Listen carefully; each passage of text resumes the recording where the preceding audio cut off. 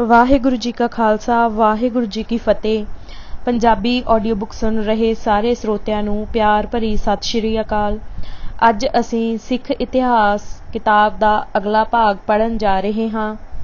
ਪੰਨਾ ਨੰਬਰ 190, ਕਾਂਡ 11ਵਾਂ, ਪੰਜਾਬ ਦਾ ਮਹਾਰਾਜਾ। ਲਾਹੌਰ ਦਾ ਰਸਤਾ।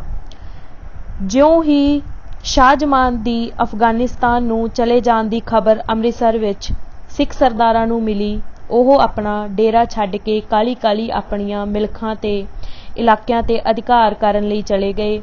ਰਣਜੀਤ ਸਿੰਘ ਨੇ ਤੇਜ਼ੀ ਨਾਲ ਗੁਜਰਾਂਵਾਲੇ ਤੇ ਕਬਜ਼ਾ ਕਰ ਲਿਆ ਤੇ ਅਫਗਾਨਾਂ ਦਾ ਪਿੱਛਾ ਕਰਨ ਲਈ ਚੱਲ ਪਿਆ। ਉਹ ਉਹਨਾਂ ਭੱਜੇ ਜਾਂਦਿਆਂ ਨਾਲ ਅਟਕ ਤੱਕ ਲੜਦਾ ਰਿਹਾ। ਭਾਰਤ ਦੇ ਲੋਕਾਂ ਨੇ ਪੰਜਾਬ ਦੇ ਆਕਾਸ਼ ਉੱਪਰ ਚੜ੍ਹੇ ਨਵੇਂ ਸਿਤਾਰੇ ਦੀ ਖਬਰ ਸੁਣੀ। ਕੋਰਨਿਲਜ ਨੇ, ਜੋ ਮੁਗਲ ਦਰਬਾਰ ਵਿੱਚ ਅੰਗਰੇਜ਼ਾਂ ਦਾ ਪ੍ਰਤੀਨਿਧ ਸੀ, ਲਿਖਿਆ, ਇਸ ਵੇਲੇ ਇਸ ਸਰਦਾਰ ਨੂੰ ਸਾਰੇ ਹਿੰਦੁਸਤਾਨ ਵਿੱਚ ਸਿੱਖ ਕੌਮ ਦਾ ਰੱਖਿਅਕ ਮੰਨਿਆ ਜਾਂਦਾ ਹੈ, ਕਿਉਂਕਿ ਇਹ ਆਮ ਹੀ ਵਿਸ਼ਵਾਸ ਕੀਤਾ ਜਾਂਦਾ ਹੈ ਕਿ ਉਹਦੇ ਹੌਸਲੇ ਤੇ ਸ਼ਾਨਦਾਰ ਅਗਵਾਈ ਤੋਂ ਬਿਨਾਂ ਸਾਰਾ ਪੰਜਾਬ ਕਦੋਂ ਦਾ ਇੱਕ ਮਾਰੂਥਲ ਬਣ ਗਿਆ ਹੁੰਦਾ, ਕਿਉਂਕਿ ਉੱਤਰ ਵੱਲੋਂ ਆਉਂਦੇ ਇਹ ਜੰਗਲੀ ਦਰਿੰਦੇ ਸ਼ੇਖੀ ਮਾਰਦੇ ਹਨ ਕਿ ਜਿਸ ਥਾਂ ਵਿੱਚੋਂ ਦੀ ਉਹਨਾਂ ਦੇ ਘੋੜੇ ਲੰਘਦੇ ਹਨ, ਉੱਥੇ ਘਾਹ ਨਹੀਂ ਉਗਦੀ। ਜਦੋਂ ਰਣਜੀਤ ਸਿੰਘ ਅਫਗਾਨਾਂ ਦਾ ਪਿੱਛਾ ਕਰ ਰਿਹਾ ਸੀ ਤਾਂ ਲਾਹੌਰ ਉੱਪਰ 3 ਸਰਦਾਰਾਂ ਨੇ ਮੁੜ ਕੇ ਆਪਣਾ ਅਧਿਕਾਰ ਕਾਇਮ ਕਰ ਲਿਆ, ਜਿਨ੍ਹਾਂ ਅਧੀਨ ਇਹ ਅਫਗਾਨ ਹਮਲੇ ਤੋਂ ਪਹਿਲਾਂ ਸੀ। ਰਣਜੀਤ ਸਿੰਘ ਦੇ ਦਰਬਾਰੀ ਜੀਵਨੀ ਲੇਖਕ ਸੋਹਣ ਲਾਲ ਨੇ ਲਿਖਿਆ, ਸਰਦਾਰ ਚਰਿੱਤਰਹੀਣ ਸਨ, ਜੋ ਨਿਰੰਤਰ ਆਪਸ ਵਿੱਚ ਲੜਦੇ ਝਗੜਦੇ ਰਹਿੰਦੇ ਸਨ। ਲਾਹੌਰ ਦੇ ਲੋਕ ਬਹੁਤ ਜ਼ਿਆਦਾ ਸਤਾਏ ਹੋਣ ਕਰਕੇ ਆਪਣੀਆਂ ਚੀਖਾਂ ਪੁਕਾਰਾਂ ਨਾਲ ਆਕਾਸ਼ ਤੀਕ ਗੂੰਜਾਂ ਪਾ ਰਹੇ ਸਨ। ਪਤਵੰਤੇ ਸ਼ਹਿਰੀਆਂ ਨੇ ਰਣਜੀਤ ਸਿੰਘ ਨੂੰ ਗੁਪਤ ਤੌਰ ਤੇ ਆਉਣ ਲਈ ਸੱਦ ਘੱਲਿਆ ਤੇ ਸ਼ਹਿਰ ਤੇ ਅਧਿਕਾਰ ਕਰਨ ਲਈ ਆਖਿਆ।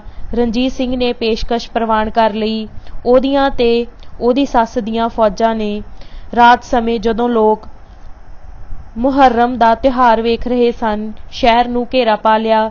ਸ਼ਹਿਰ ਦਾ ਮੁਹੱਸਰਾ 3 ਸਰਦਾਰਾਂ ਦੇ ਸ਼ਹਿਰ ਦੀ ਰੱਖਿਆ ਦਾ ਪ੍ਰਬੰਧ ਕਰਨ ਤੋਂ ਪਹਿਲਾਂ ਹੀ ਸ਼ੁਰੂ ਹੋ ਗਿਆ। ਜਦੋਂ ਕੰਧ ਵਿੱਚ ਪਹਿਲਾ ਪਾੜ ਪੈ ਗਿਆ ਤਾਂ ਸ਼ਹਿਰ ਦੇ ਦਰਵਾਜ਼ੇ ਖੋਲ੍ਹ ਦਿੱਤੇ ਗਏ। ਰਣਜੀਤ ਸਿੰਘ ਨੇ ਸ਼ਹਿਰ ਵਿੱਚ ਦਾਖਲ ਹੋ ਕੇ ਜਿਹੜਾ ਪਹਿਲਾਂ ਜਨਤਕ ਕੰਮ ਕੀਤਾ, ਉਹ ਬਾਦਸ਼ਾਹੀ ਮਸੀਤ ਵਿੱਚ ਜਾ ਕੇ ਸਤਿਕਾਰ ਭੇਟ ਕਰਨਾ ਸੀ। ਉਸ ਤੋਂ ਮਗਰੋਂ ਉਹ ਵਜ਼ੀਰ ਖਾਂ ਦੀ ਮਸੀਤ ਤੇ ਪਹੁੰਚਿਆ, ਜਿਸ ਵਿੱਚ ਸ਼ਹਿਰ ਦੇ ਵਧੇਰੇ ਲੋਕ ਨਮਾਜ਼ ਲਈ ਆਉਂਦੇ ਸਨ। 7 ਜੁਲਾਈ 1799 ਨੂੰ ਕਿਲ੍ਹੇ ਦੇ ਵੱਡੇ ਦਰਵਾਜ਼ੇ ਖੋਲ੍ਹ ਦਿੱਤੇ ਗਏ ਤੇ ਇਸ ਦੇ 18 ਸਾਲਾ ਵਿਜਯੀ ਦਾ ਤੋਪਾਂ ਦੀ ਸਲਾਮੀ ਨਾਲ ਕਿਲ੍ਹੇ ਵਿੱਚ ਦਾਖਲ ਹੋਣ ਤੇ ਸਵਾਗਤ ਕੀਤਾ ਗਿਆ। ਸ਼ਾਹਜਮਾਨ ਨੇ, ਜੋ ਅਜੇ ਵੀ ਹਿੰਦੁਸਤਾਨ ਤੇ ਸਾਮਰਾਜ ਕਾਇਮ ਕਰਨ ਦੇ ਸੁਪਨੇ ਲੈ ਰਿਹਾ ਸੀ, ਰਣਜੀਤ ਸਿੰਘ ਨੂੰ ਕੀਮਤੀ ਪੋਸ਼ਾਕੇ ਤੇ ਘੋੜਿਆਂ ਦੇ ਤੋਹਫ਼ੇ ਭੇਜ ਕੇ ਆਪਸੀ ਗੱਲਬਾਤ ਦੇ ਸੰਕੇਤ ਦਿੱਤੇ। ਰਣਜੀਤ ਸਿੰਘ ਨੇ ਅਫਗਾਨਾਂ ਵੱਲੋਂ ਵਧਾਇਆ ਹੋਇਆ ਦੋਸਤੀ ਦਾ ਹੱਥ ਪ੍ਰਵਾਨ ਕਰ ਲਿਆ। ਜਿਹੜੇ ਤੋਹਫ਼ੇ ਉਸਨੇ ਬਦਲੇ ਵਿੱਚ ਜਮਾਨ ਨੂੰ ਭੇਜੇ, ਉਹਨਾਂ ਵਿੱਚ ਉਹਦੀਆਂ ਉਹ ਤੋਪਾਂ ਵੀ ਸਨ ਜੋ ਕਾਹਲੀ ਕਾਹਲੀ ਪੰਜਾਬ ਦੇ ਦਰਿਆ ਪਾਰ ਕਰਨ ਸਮੇਂ ਡੁੱਬ ਗਈਆਂ ਸਨ। ਲਾਹੌਰ ਤੇ ਅਧਿਕਾਰ ਕਰਨ ਮਗਰੋਂ ਭੰਗੀ, ਰਾਮਗੜੀਆ ਤੇ ਹੋਰ ਮੁਖੀ, ਜੋ ਰਣਜੀਤ ਸਿੰਘ ਨਾਲ ਈਰਖਾ ਕਰਦੇ ਸਨ, ਉਸ ਦੀ ਤਾਕਤ ਕੁਚਲਣ ਲਈ ਇਕੱਠੇ ਹੋ ਗਏ। ਉਹ ਅੰਮ੍ਰਿਤਸਰ ਵਿੱਚ ਇਕੱਠੇ ਹੋਏ ਤੇ ਕਸੂਰ ਦੇ ਨਿਜ਼ਾਮ-ਉਦ-ਦੀਨ ਦੀ ਉਸਕਾਹਟ ਤੇ ਆਪਣੀਆਂ ਫੌਜਾਂ ਲੈ ਕੇ ਲਾਹੌਰ ਵੱਲ ਵਧੇ। ਰਣਜੀਤ ਸਿੰਘ ਲਾਹੌਰ ਤੋਂ 10 ਮੀਲ ਦੂਰ ਭਸੀਨ ਪਿੰਡ ਵਿੱਚ ਉਹਨਾਂ ਦਾ ਟਾਕਰਾ ਕਰਨ ਲਈ ਪਹੁੰਚ ਗਿਆ। ਦੋਹਾਂ ਧਿਰਾਂ ਦੀਆਂ ਫੌਜਾਂ 2 ਮਹੀਨੇ ਲਈ ਇੱਕ ਦੂਜੇ ਵਿਰੁੱਧ ਡਟੀਆਂ ਰਹੀਆਂ। ਜ਼ਿਆਦਾ ਸ਼ਰਾਬ ਪੀਣ ਕਰਕੇ ਸੰਘ ਦਾ ਨੇਤਾ ਗੁਲਾਬ ਸਿੰਘ ਭੰਗੀ ਮਰ ਗਿਆ। ਉਹ ਸਾਰੇ ਚੁੱਪਚਾਪ ਬਿਨਾਂ ਯੁੱਧ ਲੜੇ ਉੱਥੋਂ ਚਲੇ ਗਏ। ਭਸੀਨ ਦੀ ਜਿੱਤ ਨੇ ਰਣਜੀਤ ਸਿੰਘ ਦੀ ਸਥਿਤੀ ਨੂੰ ਪੰਜਾਬ ਦੇ ਪ੍ਰਮੁੱਖ ਸਰਦਾਰ ਵਜੋਂ ਸਥਾਪਿਤ ਕਰ ਦਿੱਤਾ ਤੇ ਲੋਕ ਉਸ ਵੱਲ ਵਹੀਰਾਂ ਘੱਤ ਕੇ ਆਉਣ ਲੱਗੇ। ਉਹ ਕਿਲ੍ਹੇ ਵਿੱਚ ਗੱਦੀ ਲਾ ਕੇ ਬੈਠਣ ਲੱਗਾ ਤੇ ਮੁਸੰਮਣ ਬੁਰਜ ਵਿੱਚ ਬਕਾਇਦਾ ਕਚਹਿਰੀ ਲਾਉਂਦਾ ਜਿਵੇਂ ਮੁਗਲ ਹਾਕਮ ਤੇ ਸੂਬੇਦਾਰ ਦੇ ਸਮੇਂ ਵਿੱਚ ਰਿਵਾਜ ਸੀ। ਉਸ ਨੇ ਨਵੇਂ ਪ੍ਰਤਿਭਾਵਾਨ ਵਿਅਕਤੀਆਂ ਨੂੰ ਭਰਤੀ ਕੀਤਾ ਤੇ ਆਪਣੇ ਅਧੀਨ ਇਲਾਕੇ ਦੇ ਮਾਲ ਤੇ ਨਿਆਂ ਪ੍ਰਬੰਧ ਦੀ ਪੁਨਰ-ਵਿਉਂਤ ਕੀਤੀ। ਉਹਦੀ ਸੇਵਾ ਵਿੱਚ ਸਭ ਤੋਂ ਪਹਿਲਾਂ 3 ਬੁਖਾਰੀ ਭਰਾ ਆਏ, ਜਿਨ੍ਹਾਂ ਵਿੱਚੋਂ ਸਭ ਤੋਂ ਵੱਡਾ ਅਜ਼ੀਜ਼-ਉਦ-ਦੀਨ ਸੀ। ਉਹ ਮਹਾਰਾਜੇ ਦਾ ਨਿਕਟਵਰਤੀ ਮਿੱਤਰ ਤੇ ਸਲਾਹਕਾਰ ਬਣਿਆ ਤੇ ਮਗਰੋਂ ਮਹਾਰਾਜੇ ਦਾ ਵਿਦੇਸ਼ ਮੰਤਰੀ ਰਿਹਾ। ਫਤਿਹ ਸਿੰਘ ਆਹਲੂਵਾਲੀਆ, ਜਿਸ ਦਾ ਉੱਭਰ ਰਹੇ ਸਿਤਾਰੇ ਰਣਜੀਤ ਸਿੰਘ ਨੇ ਆਪਣੀ ਕਿਸਮਤ ਜੋੜ ਲਈ ਸੀ, ਉਹਦਾ ਸੈਨਿਕ ਮਾਮਲਿਆਂ ਵਿੱਚ ਸਲਾਹਕਾਰ ਬਣਿਆ। ਲਾਹੌਰ ਦੇ ਮਾਮਲੇ ਦੇ ਨਿਪਟਾਰੇ ਪਿੱਛੋਂ ਰਣਜੀਤ ਸਿੰਘ ਨੇ ਜੰਮੂ ਦੇ ਰਾਜੇ ਵਿਰੁੱਧ ਇੱਕ ਮੁਹਿੰਮ ਦੀ ਅਗਵਾਈ ਕੀਤੀ, ਜਿਸ ਨੇ ਅਫਗਾਨਾਂ ਨੂੰ ਸਹਾਇਤਾ ਕਰਨ ਦਾ ਵਚਨ ਦਿੱਤਾ ਹੋਇਆ ਸੀ। ਪਹਾੜੀ ਇਲਾਕੇ ਨੂੰ ਜਾਂਦਿਆਂ ਰਸਤੇ ਵਿੱਚ ਉਸ ਨੇ ਵੈਰੋਵਾਲ, ਨਾਰੋਵਾਲ ਤੇ ਜੱਸੋਵਾਲ ਤੇ ਅਧਿਕਾਰ ਕੀਤਾ ਤੇ ਤੇਜ਼ੀ ਨਾਲ ਪੰਧ ਮੁਕਾ ਕੇ ਜੰਮੂ ਤੋਂ 4 ਮੀਲ ਉਰੇ ਰੁਕ ਗਿਆ। ਰਾਜੇ ਨੇ ਅਧੀਨਗੀ ਪ੍ਰਵਾਨ ਕਰ ਲਈ ਤੇ ਖਿਰਾਜ ਅਦਾ ਕੀਤਾ। ਜੰਮੂ ਤੋਂ ਪਿੱਛੋਂ ਰਣਜੀਤ ਸਿੰਘ ਨੇ ਗੁਜਰਾਤ ਵੱਲ ਧਿਆਨ ਦਿੱਤਾ। ਉਸ ਨੂੰ ਗੁਜਰਾਤ ਦਾ ਘੇਰਾ ਸਾਹਿਬ ਸਿੰਘ ਬੇਦੀ ਦੇ ਦਖਲ ਦੇਣ ਤੇ ਉਠਾਉਣਾ ਪਿਆ, ਪਰੰਤੂ ਉਸ ਨੇ ਅਕਾਲਗੜ੍ਹ ਦੇ ਮੁਖੀ ਦੀ ਜਗੀਰ ਜ਼ਬਤ ਕਰ ਲਈ, ਜਿਸ ਨੇ ਗੁਜਰਾਤ ਦੇ ਭੰਗੀ ਸਰਦਾਰ ਦੀ ਸਹਾਇਤਾ ਕੀਤੀ ਸੀ। ਸ਼ਾਹਜਮਾਨ ਤੇ ਅੰਗਰੇਜ਼ਾਂ ਵੱਲੋਂ ਸੰਕੇਤ। ਰਣਜੀਤ ਸਿੰਘ ਲਾਹੌਰ ਵਾਪਸ ਆਇਆ ਤਾਂ ਉਸਨੇ ਵੇਖਿਆ ਕਿ ਸ਼ਾਹਜਮਾਨ ਦਾ ਦੂਤ ਉਹਦੀ ਉਡੀਕ ਕਰ ਰਿਹਾ ਸੀ। ਉਸ ਨੂੰ ਇਹ ਜਾਣਕਾਰੀ ਮਿਲੀ ਸੀ ਕਿ ਭੰਗੀ ਸਰਦਾਰ ਸਣੇ ਪੰਜਾਬ ਦੇ ਕਈ ਸਰਦਾਰ ਸ਼ਾਹਜਮਾਨ ਨਾਲ ਪੱਤਰ ਵਿਹਾਰ ਕਰ ਰਹੇ ਸਨ ਤੇ ਉਸ ਨੂੰ ਸਹਾਇਤਾ ਦਾ ਇਕਰਾਰ ਕਰ ਚੁੱਕੇ ਸਨ। ਰਣਜੀਤ ਸਿੰਘ ਨੇ ਜਮਾਨ ਦੇ ਤੋਹਫੇ ਤੇ ਸ਼ੁਭ ਕਾਮਨਾਵਾਂ ਪ੍ਰਾਪਤ ਕੀਤੀਆਂ ਤੇ ਵਧੀਆ ਤੇ ਕੀਮਤੀ ਤੋਹਫੇ ਹੋਰ ਖੁਸ਼ਾਮਦ ਭਰੀਆਂ ਸ਼ੁਭ ਕਾਮਨਾਵਾਂ ਦੇ ਕੇ ਦੂਤ ਨੂੰ ਵਿਦਾ ਕੀਤਾ। ਇਸ ਦਾ ਸਿੱਟਾ ਉਹ ਨਿਕਲਿਆ ਜਿਸ ਦਾ ਰਣਜੀਤ ਸਿੰਘ ਨੂੰ ਉਮੀਦ ਸੀ। ਜਮਾਨ ਨੇ ਸਪਸ਼ਟ ਗੱਠਜੋੜ ਦੀਆਂ ਖਬਰਾਂ ਨਾਲ ਉਸ ਦੇ ਵੈਰੀਆਂ ਵਿੱਚ ਨਿਰਾਸ਼ਤਾ ਫੈਲ ਗਈ, ਜਿਹੜੇ ਅਫਗਾਨ ਹਮਲੇ ਦੀ ਰਣਜੀਤ ਸਿੰਘ ਤੋਂ ਛੁਟਕਾਰਾ ਪਾਉਣ ਲਈ ਉਤਸੁਕਤਾ ਨਾਲ ਉਡੀਕ ਕਰ ਰਹੇ ਸਨ।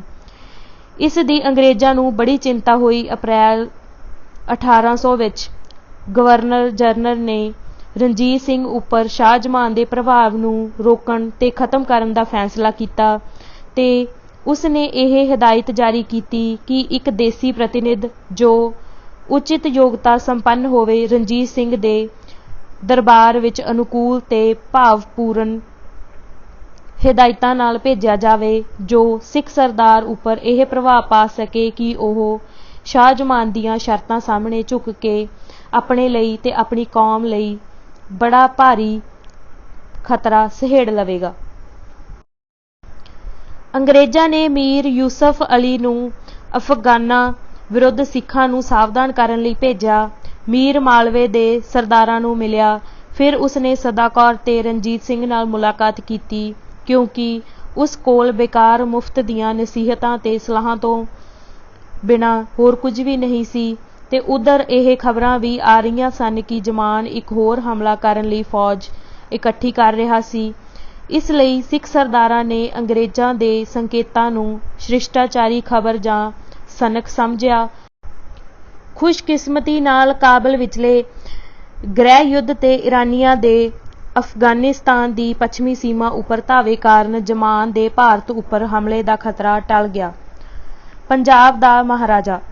ਰਣਜੀਤ ਸਿੰਘ ਨੇ ਜਾਣ-ਬੁੱਝ ਕੇ ਮਹਾਰਾਜੇ ਦੀ ਰਸਮੀ ਉਪਾਧੀ ਗ੍ਰਹਿਣ ਕਰਨ ਤੋਂ ਝਿਜਕ ਵਿਖਾਈ, ਕਿਉਂਕਿ ਉਹ ਕੋਈ ਵੀ ਅਜਿਹਾ ਕੰਮ ਕਰਨ ਤੋਂ ਬਚਣਾ ਚਾਹੁੰਦਾ ਸੀ ਜਿਸ ਨਾਲ ਦੂਸਰੇ ਸਰਦਾਰਾਂ ਨੂੰ ਉਹਦੇ ਵਿਰੁੱਧ ਸਾਜ਼ਿਸ਼ ਕਰਨ ਦਾ ਮੌਕਾ ਮਿਲੇ। ਹੌਲੀ-ਹੌਲੀ ਉਸ ਨੂੰ ਅਹਿਸਾਸ ਹੋਇਆ ਕਿ ਰਸਮੀ ਤੌਰ ਤੇ ਇੱਕ ਪ੍ਰਮਾਣਿਕ ਹਕੀਕਤ ਨੂੰ ਸਵੀਕਾਰ ਕਰਨਾ ਤੇ ਗ੍ਰਹਿਣ ਕਰਨ ਦੇ ਲਾਭ ਸੰਮਤੀ ਸਰਦਾਰਾਂ ਦੀ ਵਿਰੋਧਤਾ ਪੈਦਾ ਹੋਣ ਦੇ ਖਤਰੇ ਨਾਲੋਂ ਕਿਤੇ ਜ਼ਿਆਦਾ ਹੋਣਗੇ। ਇਹ ਕਦਮ ਲੋਕ ਪ੍ਰਿਆ ਹੋਵੇਗਾ, ਕਿਉਂਕਿ ਉਹ ਸਦੀਆਂ ਤੋਂ ਆਪਣੀ ਸਰਕਾਰ ਤੇ ਆਪਣੇ ਬਾਦਸ਼ਾਹ ਤੋਂ ਵੰਚਿਤ ਰਹੇ ਹਨ। ਇਹ ਉਹਨਾਂ ਪੰਜਾਬੀਆਂ ਨੂੰ ਵੀ ਪ੍ਰੇਰਨਾ ਦੇਵੇਗਾ ਜੋ ਅਜੇ ਵੀ ਨਵੀਂ ਹਕੂਮਤ ਦੇ ਨਾਗਰਿਕ ਨਹੀਂ ਹਨ ਤੇ ਉਹ ਇੱਕ ਭਾਸ਼ਾ ਤੇ ਇੱਕ ਜੀਵਨ ਸ਼ੈਲੀ ਦੀ ਜ਼ਰੂਰਤ ਦਾ ਮਹੱਤਵ ਸਮਝ ਕੇ ਆਪਣੀ ਤਕਦੀਰ ਇਸ ਰਾਜ ਤੇ ਮੁਲਕ ਨਾਲ ਸੰਬੰਧਿਤ ਕਰ ਲੈਣਗੇ। ਗੁਆਂਢੀ ਤਾਕਤਾਂ ਜੋ ਪੰਜਾਬ ਉੱਪਰ ਲਾਲਚੀ ਨਜ਼ਰਾਂ ਲਾਈ ਬੈਠੀਆਂ ਸਨ, ਉਹਨਾਂ ਨੂੰ ਇਹ ਪਤਾ ਲੱਗ ਜਾਵੇਗਾ ਕਿ ਪੰਜਾਬੀ ਇਕਮੁੱਠ ਹਨ ਤੇ ਰਣਜੀਤ ਸਿੰਘ ਉਹਨਾਂ ਦਾ ਰਾਜਾ ਹੈ। ਪਹਿਲੀ ਵਿਸਾਖ 12 ਅਪ੍ਰੈਲ 1801 ਨੂੰ ਸਾਹਿਬ ਸਿੰਘ ਬੇਦੀ ਨੇ ਰਣਜੀਤ ਸਿੰਘ ਦੇ ਮੱਥੇ ਤੇ ਕੇਸਰ ਦਾ ਟਿੱਕਾ ਲਾਇਆ ਤੇ ਉਸ ਦੇ ਪੰਜਾਬ ਦਾ ਮਹਾਰਾਜਾ ਹੋਣ ਦਾ ਐਲਾਨ ਕਰ ਦਿੱਤਾ। ਕਿਲੇ ਚੋਂ ਸ਼ਾਹੀ ਸਲਾਮੀ ਦਿੱਤੀ ਗਈ। ਦੁਪਹਿਰ ਸਮੇਂ ਨੌਜਵਾਨ ਮਹਾਰਾਜਾ ਹਾਥੀਆਂ ਦੀ ਸਵਾਰੀ ਕਰਕੇ ਆਪਣੀ ਪ੍ਰਜਾ ਦੇ ਖੁਸ਼ੀ ਵਿੱਚ ਝੂਮਦੇ ਹਜੂਮ ਉੱਪਰ ਸੋਨੇ ਤੇ ਚਾਂਦੀ ਦੇ ਸਿੱਕਿਆਂ ਦੀ ਸੋਟ ਕਰਦਾ ਰਿਹਾ। ਰਾਤ ਨੂੰ ਸ਼ਹਿਰ ਦੇ ਸਭ ਘਰਾਂ ਤੇ ਦੀਪਮਾਲਾ ਕੀਤੀ ਗਈ। ਰਣਜੀਤ ਸਿੰਘ ਦੀ ਰਾਜਸੀ ਸੂਝ ਦਾ ਪਤਾ ਉਸ ਵਿਚਕਾਰਲੇ ਮਾਰਗ ਨੂੰ ਅਪਣਾਉਣ ਤੋਂ ਲੱਗਦਾ ਹੈ ਜਿਹੜਾ ਉਸਨੇ ਮਹਾਰਾਜਾ ਬਣਨ ਤੇ ਇੱਕ ਕਿਸਾਨ ਆਗੂ ਦੇ ਸੁਰਮੇਲ ਸਦਕੇ ਚੁਣਿਆ। ਭਾਵੇਂ ਉਸਨੂੰ ਪੰਜਾਬ ਦਾ ਮਹਾਰਾਜਾ ਐਲਾਨ ਕਰ ਦਿੱਤਾ ਗਿਆ ਸੀ, ਪਰ ਉਸਨੇ ਆਪਣੀ ਦਸਤਾਰ ਉੱਪਰ ਤਾਜ ਨਾ ਪਹਿਨਿਆ। ਉਸਨੇ ਤਖਤ ਤੇ ਬੈਠਣ ਤੋਂ ਵੀ ਇਨਕਾਰ ਕਰ ਦਿੱਤਾ ਤੇ ਪਹਿਲਾਂ ਵਾਂਗ ਹੀ ਕੁਰਸੀ ਤੇ ਚੌਂਕੜੀ ਮਾਰ ਕੇ ਦਰਬਾਰ ਲਾਉਂਦਾ ਰਿਹਾ, ਜਿਹੜੀ ਬਾਜੂ ਵਾਲੀ ਕੁਰਸੀ ਨਾਲੋਂ ਵਧੇਰੇ ਨਹਾਉਣ ਵਾਲੀ ਪਟੜੀ ਲੱਗਦੀ ਸੀ ਤੇ ਉਹ ਜ਼ਿਆਦਾ ਕਰਕੇ ਕਲੀਨ ਉੱਪਰ ਗੱਦੀ ਨਾਲ ਢੋ ਲਾ ਕੇ ਹੀ ਮੁਲਾਕਾਤੀਆਂ ਨਾਲ ਮਿਲਿਆ ਕਰਦਾ ਸੀ। ਉਸਨੇ ਨਵੇਂ ਸਿੱਕੇ ਜਾਰੀ ਕਰਨ ਦਾ ਹੁਕਮ ਦਿੱਤਾ। ਇਹਨਾਂ ਉੱਪਰ ਰਣਜੀਤ ਸਿੰਘ ਦੀ ਨਾ ਤਾਂ ਤਸਵੀਰ ਸੀ ਤੇ ਨਾ ਹੀ ਨਾਮ ਸੀ। ਸਿੱਕਿਆਂ ਉੱਪਰ ਨਾਨਕ ਦਾ ਨਾਮ ਸੀ ਤੇ ਉਹਨਾਂ ਨੂੰ ਨਾਨਕਸ਼ਾਹੀ ਸਿੱਕੇ ਕਿਹਾ ਗਿਆ। ਇਸ ਤਰ੍ਹਾਂ ਸਰਕਾਰੀ ਮੋਹਰ ਉੱਪਰ ਵੀ ਉਸਦਾ ਨਾਮ ਨਹੀਂ ਸੀ। ਸਰਕਾਰ ਉਹਦੀਆਂ ਨਿੱਜੀ ਮਿਲਕ ਨਹੀਂ ਸੀ, ਸਗੋਂ ਇਹ ਤਾਂ ਸਰਕਾਰ ਖਾਲਸੇ ਜੀ ਦੀ ਸੀ ਜੋ ਲੋਕਾਂ ਦੇ ਸਹਿਯੋਗ ਨਾਲ ਕਾਇਮ ਹੋਣੀ ਸੀ ਤੇ ਲੋਕਾਂ ਨੇ ਇਸ ਨੂੰ ਸਥਾਪਿਤ ਕੀਤਾ ਸੀ। ਇਸੇ ਕਾਰਨ ਦਰਬਾਰ ਨੂੰ ਵੀ ਦਰਬਾਰ ਖਾਲਸਾ ਜੀ ਕਿਹਾ ਜਾਂਦਾ ਸੀ। ਬਾਵਜੂਦ ਪ੍ਰਭਾਵਸ਼ਾਲੀ ਉਪਾਧੀਆਂ ਦੇ ਜੋ ਦਰਬਾਰ ਵਿੱਚ ਖੁਸ਼ਾਮਦੀ ਉਸੇ ਲਈ ਵਰਤਦੇ ਸਨ, ਉਹ ਸਿਰਫ ਸਿੱਧੇ ਸਾਦੇ ਸ਼ਬਦਾਂ ਵਿੱਚ ਸਿੰਘ ਸਾਹਿਬ ਕਹਿ ਕੇ ਬੁਲਾਏ ਜਾਣ ਨੂੰ ਚੰਗਾ ਸਮਝਦਾ ਸੀ। ਇਹ ਦਸਤੂਰ ਪੂਰਬੀ ਦੇਸ਼ਾਂ ਦੇ ਪ੍ਰਵਾਨਿਤ ਰਵਾਇਤਾਂ ਨਾਲੋਂ ਬਿਲਕੁਲ ਵੱਖਰਾ ਸੀ, ਜਿੱਥੇ ਸਮਰਾਟ ਨੂੰ ਵੱਧ ਤੋਂ ਵੱਧ ਲੋਕਾਂ ਨਾਲੋਂ ਅੱਡਰਾ ਰੱਖਣ ਦਾ ਸ਼ਿਸ਼ਟਾਚਾਰ ਸੀ।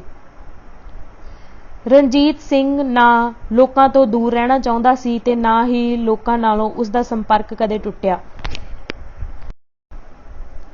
ਪੰਜਾਬ ਦਾ ਮਹਾਰਾਜਾ ਦੀ ਉਪਾਧੀ ਧਾਰਨ ਕਰ ਲੈਣ ਦਾ ਸਭ ਤੋਂ ਮਹੱਤਵਪੂਰਨ ਸਿੱਟਾ ਇਹ ਨਿਕਲਿਆ ਕਿ ਉਹ ਹੁਣ ਕੇਵਲ ਸਾਰੇ ਸਿੱਖਾਂ ਦਾ ਹੀ ਸਰਵਉੱਚ ਨਹੀਂ ਸੀ, ਕਿਉਂਕਿ ਉਹਦੀ ਸਰਕਾਰ ਖਾਲਸਾ ਜੀ ਸੀ, ਸਗੋਂ ਉਹ ਅਪਰਿਭਾਸ਼ਿਤ ਪੰਜਾਬ ਦੀਆਂ ਸੀਮਾਵਾਂ ਅੰਦਰ ਰਹਿੰਦੇ ਸਾਰੇ ਲੋਕਾਂ ਦਾ ਹੀ ਬਾਦਸ਼ਾਹ ਸੀ। ਇਸ ਉਪਾਧੀ ਨਾਲ ਉਸ ਨੂੰ ਉਹਨਾਂ ਸਭ ਇਲਾਕਿਆਂ ਤੋਂ ਖਿਰਾਜ ਪ੍ਰਾਪਤ ਕਰਨ ਦਾ ਕਾਨੂੰਨੀ ਹੱਕ ਮਿਲ ਗਿਆ ਜੋ ਪਹਿਲਾਂ ਕਿਸੇ ਸਮੇਂ ਵੀ ਲਾਹੌਰ ਨੂੰ ਖਿਰਾਜਿਆ ਕਰਦੇ ਸਨ, ਜਿਵੇਂ ਜੰਮੂ ਕਸ਼ਮੀਰ, ਰਾਜਪੂਤਾਂ ਦੀਆਂ ਪਹਾੜੀ ਰਿਆਸਤਾਂ, ਮੁਲਤਾਨ, ਬਹਾਵਲਪੁਰ, ਡੇਰਾ ਇਸਮਾਇਲ ਖਾਂ, ਡੇਰਾ ਗਾਜੀ ਖਾਂ, ਮਨਕੋਰਾ ਤੇ ਹੋਰ ਸਭ ਇਲਾਕੇ। ਇਹ ਉਸ ਨੂੰ ਖਿਰਾਜ ਵੀ ਅਦਾ ਕਰਨ ਤੇ ਲਾਹੌਰ ਦਰਬਾਰ ਦੀ ਅਧੀਨਗੀ ਵੀ ਕਬੂਲ ਕਰਨ। ਰਣਜੀਤ ਸਿੰਘ ਦੀ ਇਸ ਉਪਾਧੀ ਦਾ ਸਰੋਤ ਮੁਗਲ ਜਾਂ ਅਫਗਾਨ ਨਹੀਂ ਸਨ। ਇਹ ਉਪਾਧੀ ਤਾਂ ਉਸ ਨੂੰ ਰਹੱਸਮਈ ਸ਼ਕਤੀ ਖਾਲਸਾ ਜੀ ਨੇ ਬਖਸ਼ੀ ਸੀ। ਉਹ ਕਿਸੇ ਦੁਨਿਆਵ ਤਾਕਤ ਨੂੰ ਸ੍ਰੇਸ਼ਟ ਨਹੀਂ ਮੰਨਦਾ ਸੀ। ਉਹ ਉਸ ਰਵਾਇਤ ਦੀ ਸ਼ਕਤੀ ਤੋਂ ਪ੍ਰੇਰਿਤ ਸੀ ਜੋ ਕਈ ਸਾਲਾਂ ਤੋਂ ਵਿਕਸਿਤ ਹੁੰਦੀ ਆ ਰਹੀ ਖਾਲਸਾ ਰਾਜ ਕਰੇਗਾ। ਸ਼ਾਇਦ ਉਸ ਦੀ ਚੋਣ ਗੁਰੂ ਨੇ ਆਪਣੀ ਅਬੋਧ ਵਿਉਂਤ ਦਾ ਹਥਿਆਰ ਬਣਾ ਕੇ ਆਪ ਕੀਤੀ ਸੀ। ਇਸ ਵਿਸ਼ਵਾਸ ਨਾਲ ਉਹ ਲੋਕਾਂ ਦੀ ਗਤੀਸ਼ੀਲ ਸ਼ਕਤੀ ਨੂੰ ਸੰਚਾਲਨ ਦੇ ਸਮਰਥ ਹੋਇਆ ਤੇ ਸ਼ੁੱਧ ਆਤਮਾ ਨਾਲ ਜਿੱਤਾਂ ਤੇ ਅਧਿਕਾਰ ਪ੍ਰਾਪਤੀ ਦੇ ਮਾਰਗ ਤੇ ਤੁਰ ਪਿਆ। ਆਪਣੀ ਤਾਜਪੋਸ਼ੀ ਤੋਂ ਤੁਰੰਤ ਪਿੱਛੋਂ ਰਣਜੀਤ ਸਿੰਘ ਨੇ ਨਾਕਾਬੰਦੀਆਂ ਕਾਰਨ ਸ਼ਹਿਰ ਦੇ ਟੁੱਟ ਚੁੱਕੇ ਦਰਵਾਜ਼ਿਆਂ ਤੇ ਦੀਵਾਰਾਂ ਦੀ ਮੁਰੰਮਤ ਕਰਵਾਈ ਤੇ ਭੰਗੀਆਂ ਦੇ ਕੁਸ਼ਾਸਨ ਸਮੇਂ ਬਹੁਤ ਜ਼ਿਆਦਾ ਵੱਧ ਚੁੱਕੇ ਜੁਰਮ ਦੀ ਰੋਕਥਾਮ ਲਈ ਉਸਨੇ ਮਹੱਤਵਪੂਰਨ ਟਿਕਾਣਿਆਂ ਉੱਪਰ ਰੱਖਿਆ ਦਲ ਨਿਯੁਕਤ ਕੀਤੇ। ਸ਼ਹਿਰ ਨੂੰ ਵੱਖ-ਵੱਖ ਮੁਹੱਲਿਆਂ ਵਿੱਚ ਚੌਧਰੀਆਂ ਦੇ ਅਧੀਨ ਵੰਡ ਦਿੱਤਾ ਗਿਆ ਜੋ ਅਮਨ ਤੇ ਕਾਨੂੰਨ ਦੀ ਰੱਖਿਆ ਲਈ ਜ਼ਿੰਮੇਵਾਰ ਹੁੰਦੇ ਸਨ ਤੇ ਜ਼ਰੂਰਤ ਪੈਣ ਤੇ ਪੁਲਿਸ ਦੀ ਸਹਾਇਤਾ ਲੈ ਸਕਦੇ ਸਨ।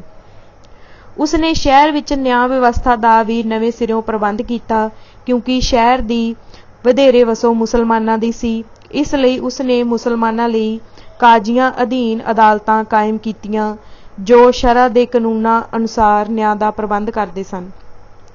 ਪਰ ਜਿਹੜੇ ਮੁਸਲਮਾਨ ਹਿੰਦੂਆਂ ਤੇ ਸਿੱਖਾਂ ਵਾਂਗ ਆਪਣੇ ਜ਼ਿਲ੍ਹੇ ਜਾਂ ਜਾਤੀ ਦੇ ਪ੍ਰਚਲਿਤ ਰਿਵਾਜ ਤੇ ਕਾਨੂੰਨਾਂ ਨੂੰ ਤਰਜੀਹ ਦਿੰਦੇ ਸਨ, ਉਨ੍ਹਾਂ ਲਈ ਸਰਕਾਰ ਵੱਲੋਂ ਨਿਆਂ ਅਧਿਕਾਰੀਆਂ ਭਾਵ ਜੱਜਾਂ ਅਧੀਨ ਵੱਖਰੀਆਂ ਅਦਾਲਤਾਂ ਹੁੰਦੀਆਂ ਸਨ।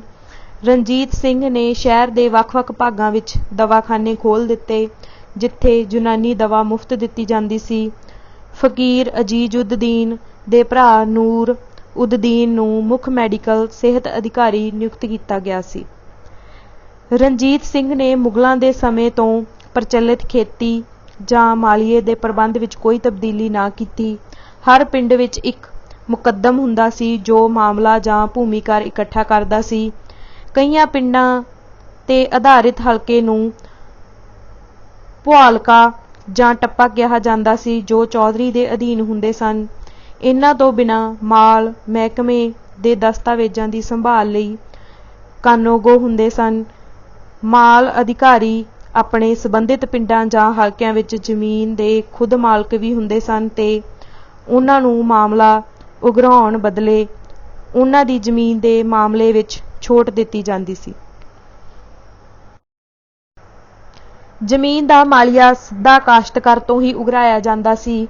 ਅਦਾਇਗੀ ਦੀ ਰਕਮ ਤੇ ਢੰਗ ਭਿੰਨ-ਭਿੰਨ ਸਨ, ਪਰ ਇਹ ਖਿਆਲ ਰੱਖਿਆ ਜਾਂਦਾ ਸੀ ਕਿ ਸਭ ਸਿੱਧੇ ਤੇ ਅਸਿੱਧੇ, ਸਥਾਈ ਤੇ ਗੈਰ ਅਸਥਾਈ, ਨਿਯਮਤ ਤੇ ਅਨਿਯਮਤ ਕਰ ਕਿਸਾਨਾਂ ਦੀ ਅੱਧੀ ਫਸਲ ਦੇ ਮੁੱਲ ਤੋਂ ਨਾ ਵਧਣ, ਜਿਸ ਦਾ ਅਨੁਮਾਨ ਖੜੀ ਫਸਲ ਜਾਂ ਫਸਲ ਵੱਢਣ ਮਗਰੋਂ ਲਾਇਆ ਜਾਂਦਾ ਸੀ। ਇਹ ਦਰ ਜ਼ਿਆਦਾ ਜਾਂ ਜ਼ਾਲਮਾਨਾ ਸਮਝੀ ਜਾਂਦੀ ਸੀ ਤੇ ਇਸ ਨਾਲ ਕਿਸਾਨ ਸਮਰਿੱਧ ਸਨ। ਜ਼ਮੀਨ ਦੀ ਮਾਲਕੀ ਦਾ ਹੱਕ ਜੋ ਅਸਲੀ ਕਾਸ਼ਤਕਾਰ ਨੂੰ ਹੀ ਮੰਨਿਆ ਜਾਂਦਾ ਸੀ, ਉਹਦੇ ਵਰਗਾ ਹੀ ਮਹੱਤਵਪੂਰਨ ਹੱਕ ਖੂਹਾਂ ਬਾਰੇ ਵੀ ਹੁੰਦਾ ਸੀ। ਅਸਲੀਅਤ ਇਹ ਹੈ ਕਿ ਖੂਹ ਦੀ ਮਾਲਕੀ ਦੇ ਹੱਕ ਦਾ ਭਰੋਸੇਯੋਗ ਪ੍ਰਮਾਣ ਖੂਹ ਦੇ ਵਿੱਚ ਅੰਦਰਵਾਰ ਲੱਗਿਆ ਸ਼ਿਲਾਲੇਖ ਹੁੰਦਾ ਸੀ, ਤਾਂ ਜੋ ਇਹ ਖੰਡਿਤ ਹੋਣੋਂ ਬਚਿਆ ਰਹੇ। ਖੂਹ ਲਾਉਣ ਦਾ ਅਧਿਕਾਰ ਕਾਸ਼ਤਕਾਰ ਦਾ ਹੀ ਰਾਖਵਾਂ ਹੁੰਦਾ ਸੀ। ਜਿਹੜਾ ਜ਼ਮੀਨ ਦਾ ਮਾਲਕ ਆਪ ਜ਼ਮੀਨ ਦੀ ਕਾਸ਼ਤ ਨਹੀਂ ਕਰਦਾ ਸੀ ਜਾਂ ਨੌਕਰ ਰੱਖ ਕੇ ਨਹੀਂ ਕਰਦਾ ਸੀ, ਉਹਦੀ ਮਾਲਕੀ ਨਾਮਾਤਰ ਹੀ ਹੁੰਦੀ ਸੀ। ਇਹ ਗੱਲ ਜਾਗੀਰਦਾਰ ਤੇ ਲਾਗੂ ਹੁੰਦੀ ਸੀ। ਉਹਦਾ ਮਾਮਲਾ ਉਗਰਾਉਣ ਦੇ ਹੱਕ ਨਾਲ ਉਹ ਉਸ ਜ਼ਮੀਨ ਦਾ ਮਾਲਕ ਨਹੀਂ ਬਣ ਜਾਂਦਾ ਸੀ ਜਿਸ ਜ਼ਮੀਨ ਦਾ ਮਾਮਲਾ ਉਹ ਉਗਰਾਉਂਦਾ ਸੀ। ਇਹ ਪ੍ਰਬੰਧ ਕਈ ਸਦੀਆਂ ਤੋਂ ਠੀਕ-ਠਾਕ ਚੱਲਦਾ ਰਿਹਾ ਸੀ ਤੇ ਰਣਜੀਤ ਸਿੰਘ ਨੇ ਉਸ ਵਿੱਚ ਤਬਦੀਲੀ ਕਰਨ ਦੀ ਕੋਈ ਜ਼ਰੂਰਤ ਮਹਿਸੂਸ ਨਾ ਕੀਤੀ। ਥੋੜ੍ਹੇ ਹੀ ਸਮੇਂ ਵਿੱਚ ਲਾਹੌਰ ਤੇ ਪੰਜਾਬ ਦੇ ਲੋਕਾਂ ਨੂੰ ਭਰੋਸਾ ਹੋ ਗਿਆ ਕਿ ਉਸ ਦਾ ਮਨੋਰਥ ਸਿੱਖ ਹਕੂਮਤ ਨਹੀਂ ਸਗੋਂ ਪੰਜਾਬੀ ਰਾਜ ਕਾਇਮ ਕਰਨਾ ਸੀ, ਜਿਸ ਵਿੱਚ ਹਿੰਦੂ, ਮੁਸਲਮਾਨ ਤੇ ਸਿੱਖ ਕਾਨੂੰਨ ਦੇ ਸਾਹਮਣੇ ਬਰਾਬਰ ਹੋਣਗੇ। ਉਨ੍ਹਾਂ ਦੇ ਫਰਜ਼ ਤੇ ਹੱਕ ਇੱਕੋ ਜਿਹੇ ਹੋਣਗੇ।